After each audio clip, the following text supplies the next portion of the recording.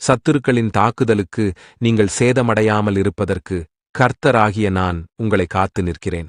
அதற்கு கர்த்தராகிய என்னை ஏற்றுக்கொண்டு கர்த்தராகிய என்னிடத்தில் மனம் திரும்பி நீங்கள் ரட்சிக்கப்பட்டு இயேசுவுக்கு என்று மனப்பூர்வமாய் வாழ்ந்து இயேசு கிறிஸ்துவுக்குள் மரித்தால் மட்டுமே நீங்கள் எழுந்திருக்க முடியும். உங்களுக்கு வேதாகமத்தில் இருந்து சொல்லுகிறேன். அப்போஸ்தலர் 18ஆம் அதிகாரம் 10ஆம் வசனம், நான் உன்னுடனே கூட இருக்கிறேன், உனக்கு தீங்கு செய்யும்படி ஒருவனும் உன்மேல் கை போடுவதில்லை என்று எழுதியிருக்கப்படியாக இன்று கர்த்தராகிய நான் உங்களை பார்த்து சொல்லுகிறேன், நீ பயப்படாத.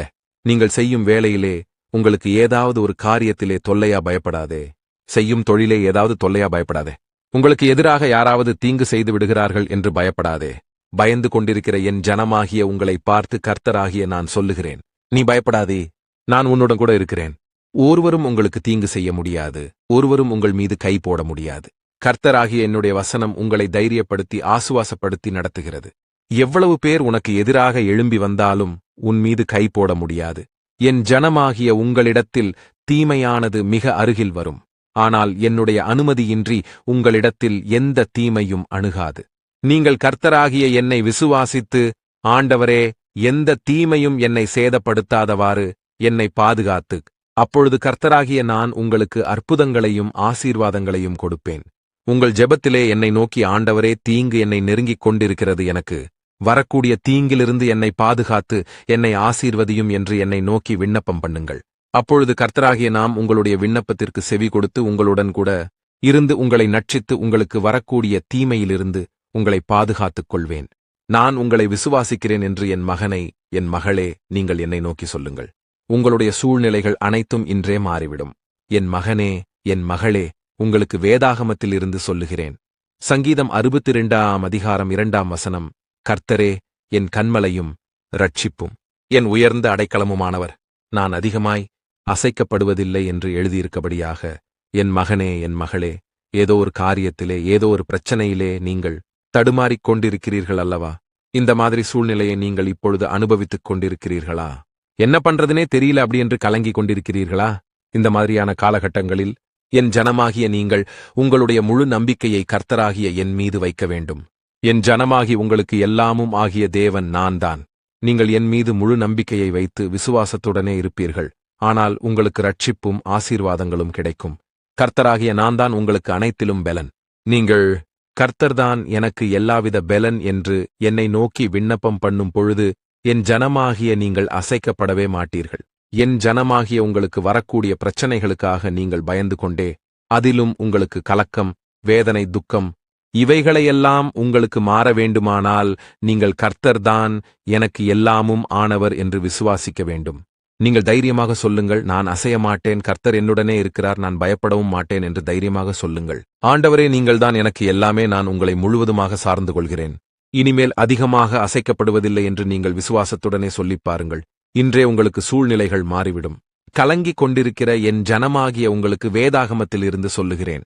சங்கீதம் 113ஆம் அதிகாரம் 7ஆம் வசனம், கர்த்தர் சிறியவனை புழுதியிலிருந்து தூக்கிவிடுகிறார், எளியவனை குப்பையிலிருந்து உயர்த்துகிறார் என்று எழுதியிருக்கப்படியாக எளியவர்களை தூக்கிவிடுகிறேன். உங்க வாழ்க்கையில கூட நீங்கள் எளிய நிலைமையில் இருக்கலாம். ஒரு எளியவனாக, ஒரு சிறியவனாக நீங்கள் இருக்கலாம். எங்கள் குடும்பம் ஒரு எளிய குடும்பம், என்னை படிக்க வைக்க ஆள் கிடையாது, என்னை தூக்கிவிட ஆள் கிடையாது, எங்க வீட்ல வசதி கிடையாது என்று நினைத்து கலங்கிக் கொண்டிருக்கிறீர்களா? உங்கள் சூழ்நிலையிலிருந்து உங்களை தூக்கிவிட கர்த்தராகிய என்னால் முடியும். நீங்கள் எளிய குடும்பமாக இருக்கலாம், தகுதியற்றவர்களாக இருக்கலாம், நீங்கள் தேவையில்லாதவர்கள் என்று உங்களை உங்கள் குடும்பத்தால் ஒதுக்கி வைத்திருக்கலாம். ஆனால் கர்த்தராகிய என் கண் உங்களின் மீது இருக்கிறது. நான் உங்களை தூக்கி எடுக்க விரும்புகிறேன். நான் உங்களை உயர்ந்த ஸ்தானத்தில் வைக்க விரும்புகிறேன். உங்களை நான் தூக்கி விடுகிறேன். உங்களுக்கு தேவையான ஞானத்தை கொடுக்கிறேன். நீங்கள் உங்கள் வாழ்க்கையிலே சாதிக்க உங்களுக்கு கிருபை தருகிறேன். நீங்கள் என்னை நோக்கி, ஆண்டவரே, நான் ஒரு எளியவன், நான் ஒரு சிறியவன், என்னை உங்களிடத்திலே ஒப்புக் கொடுக்கிறேன், நீங்கள் என்னை தூக்கி எடுத்து உயர்த்த முடியும். நான் உங்களை விசுவாசிக்கிறேன். நீங்கள் என்னை நோக்கி விசுவாசத்துடனே ஜெபித்துக் கொள்ளுங்கள். அப்பொழுது உங்களுக்கு இன்றே அதிசயங்களும் அற்புதங்களும் நிகழும். நீங்கள் அற்புதங்களையும் ஆசீர்வாதங்களையும் பெற்றுக்கொண்ட பிறகு நீங்கள் உங்கள் விசுவாசத்தோடு என்னை நோக்கி, எங்களுக்கு நன்மை செய்த தேவனே, உமக்கு ஸ்தோத்திரம் என்று சொல்லி எனக்கு நன்றி சொல்லுங்கள். உங்களுக்கு வேதாகமத்தில் இருந்து சொல்லுகிறேன். 2 கொரிந்தியர் 9ஆம் அதிகாரம் 15ஆம் வசனம், தேவன் அருளிய சொல்லி முடியாத ஈவுக்காக அவருக்கு ஸ்தோத்திரம் என்று எழுதியிருக்கப்படியாக, என் மகனே, என் மகளே, நீங்கள் ஒவ்வொருவரும் கர்த்தராகிய எனக்கு ஸ்தோத்திரம் சொல்ல கடமைப்பட்டிருக்கிறீர்கள். உங்களுக்கு நடந்த அற்புதங்களுக்காகவும் உங்களுக்கு கிடைத்த விடுதலைகளுக்காகவும் எனக்கு ஸ்தோத்திரம் சொல்லுங்கள். இதற்கு முன்னதாக கர்த்தர் உங்களுக்கு செய்த நன்மைகளுக்காக நீங்கள் என்னை நோக்கி ஸ்தோத்திரம் சொல்லுங்கள்.